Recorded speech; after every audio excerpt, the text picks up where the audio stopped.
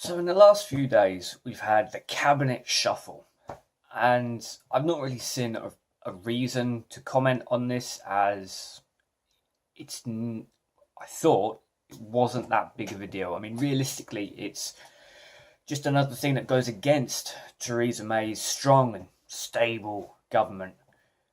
But then I had a quick look of who's actually been put in place. Now, I'm not going to go through all the names because, as far as I know right now, the cabinet's still being made.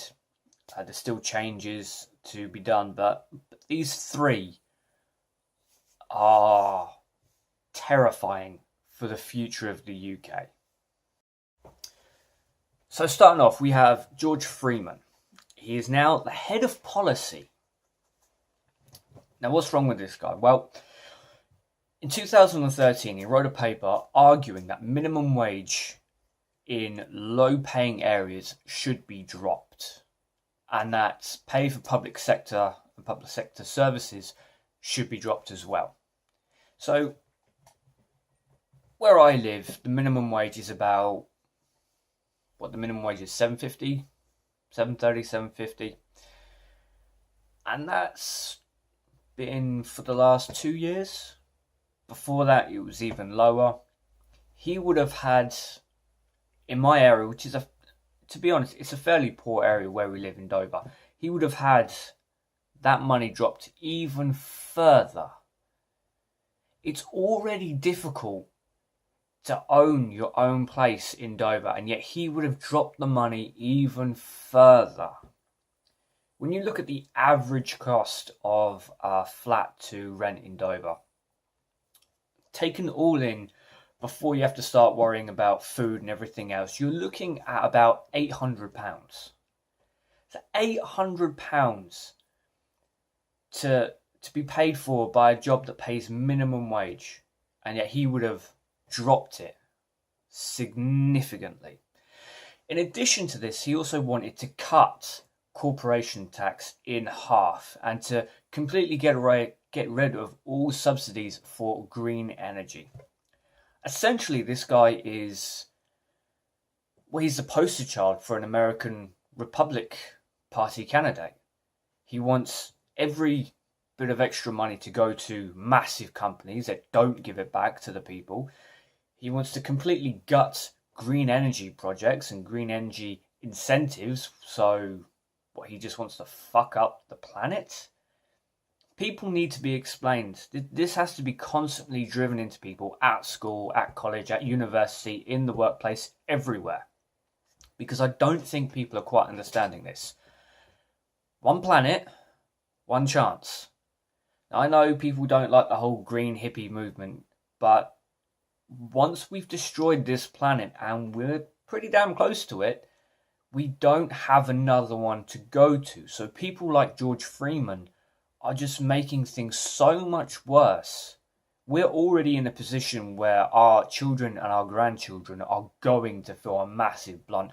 We're already feeling the ramifications. Storms are already becoming more intensified. Weather is already more intensified.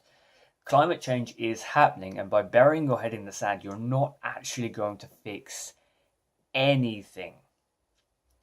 This is the type of person that George Freeman is. He wants a lower minimum wage in poorer areas.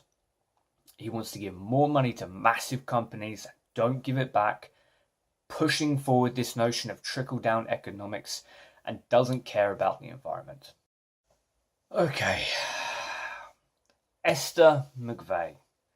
Now, while researching this woman, I had to stop. I had to go outside. I had to cool off because my blood pressure was going way, way too high. And I'm not going to go into every horrible thing that McVey has done because I don't want it to ruin my day. And it's a fairly nice day out there. But she's now she's now Secretary of State for Work and Pensions. So she's the new head of the DWP. Now, I've had an issue with the DWP for an incredibly long time. In the past, we've had people who aren't fit to work being forced back into work by the DWP. We've had people who have dropped down dead at work because of these decisions. People who have taken their own lives because of the pressure that's been put on them by the DWP because of these revolting decisions. And now we have someone who's so much worse running the DWP. So how bad is it? Okay, let's get into it.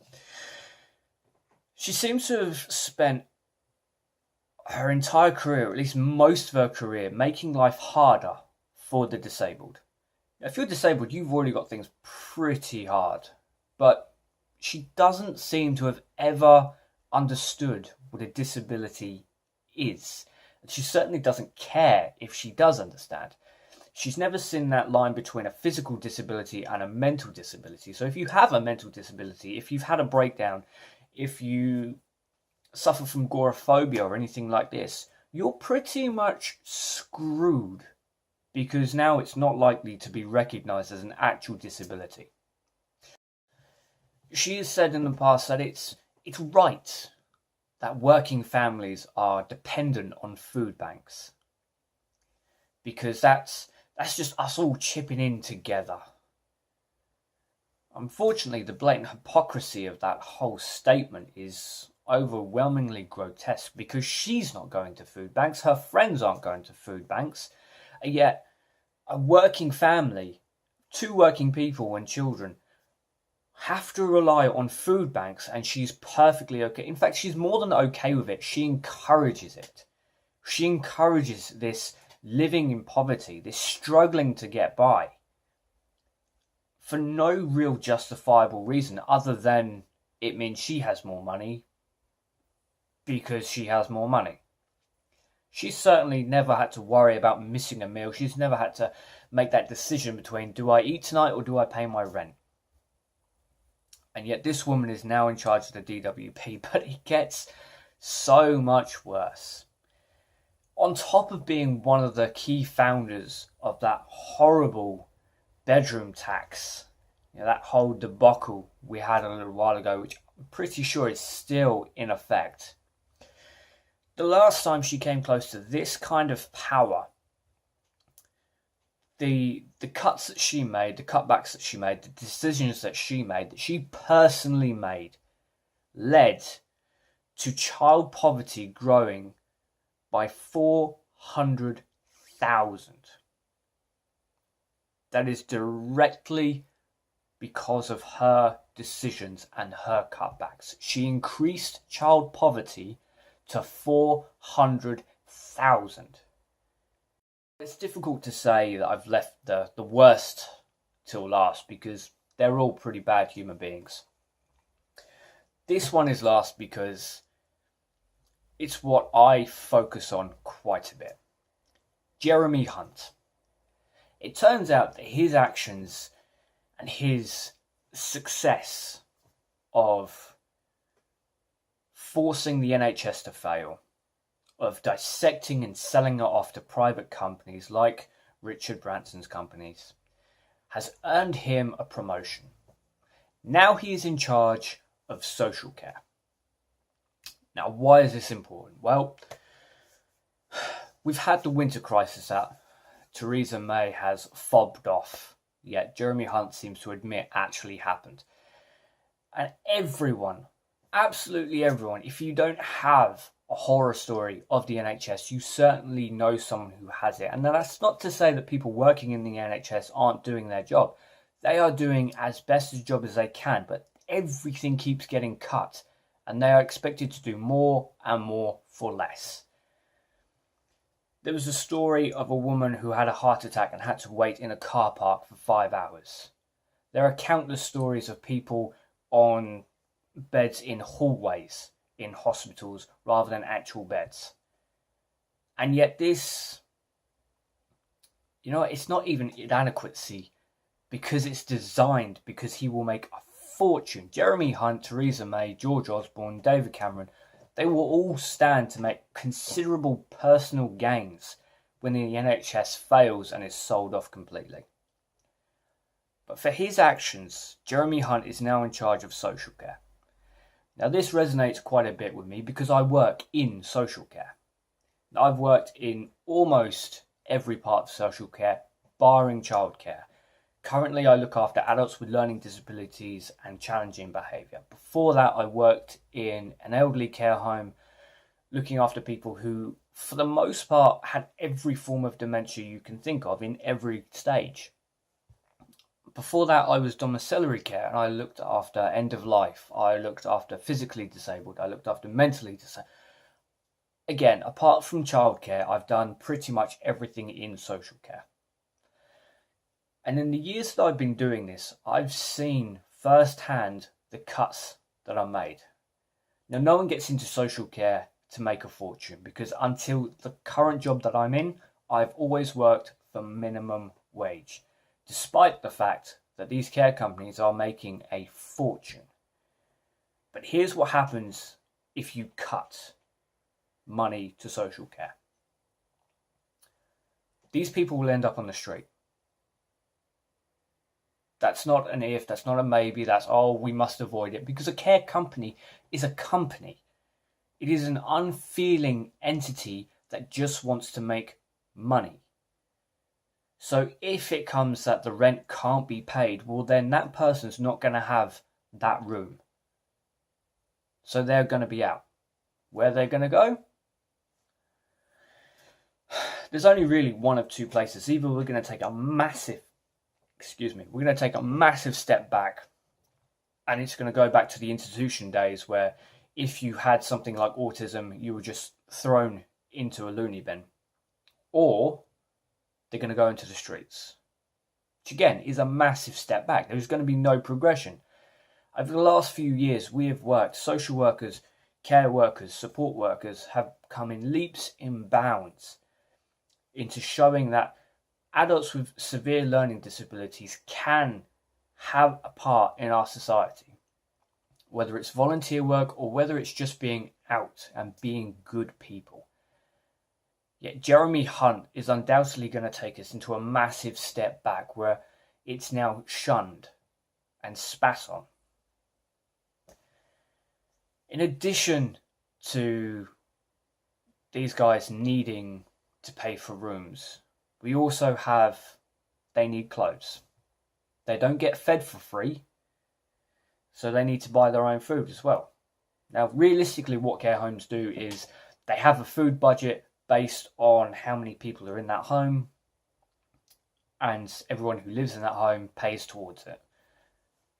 It's a simple system, and if they want something that's just for them, then it comes directly out of their money instead of the food budget. But if you start stripping away, that money has to come from somewhere. So who's going to pay for these guys to actually get out? Who's going to pay for these guys to have clothing? Who's going to pay for food? Who's going to pay for special dietary requirements, for toiletries, for everything? This money has to come from somewhere. And it's not a bad thing that in our society we give money to social care. In addition to adults with learning disabilities who can't live on their own, what about World War II veterans? I've looked after a couple in my career. These guys have given everything.